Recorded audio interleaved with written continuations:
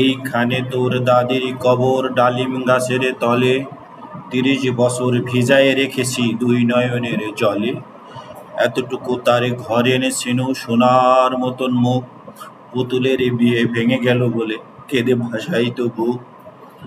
এখানে ওখানে ঘুরিয়া ফিরিতে ভেবে হইতাম সারা, সারা বাড়ি ভরি এত সোনা মোর ছড়াইয়া দিল কারা।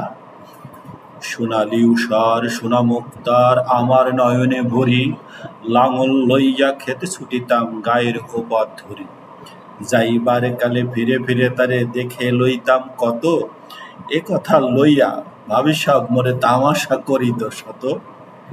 এমনি করিয়া জানি না কখন জীবনের সাথে মিশে ছোটখাটো তার হাসি ব্যথা মাঝে হারা হয়ে গেল দিশে।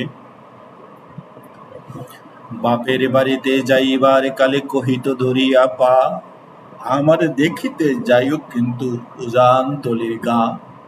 শাপলার হাটে তরমুজ বেশি, ২ পয়সা করি দেরি, পোতেরি মালার ১ ছড়া নিতে কখনো হতো না দেরি।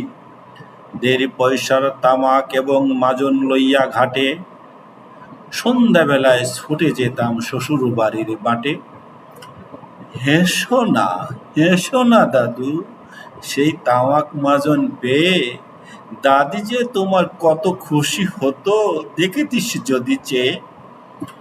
নথ নেড়ে নেড়ে কহিত হাসিয়া, এতদিন পর এলে, প্রত্যনে সে আমি যে হেতায় কেঁদে মরি আখি জলে।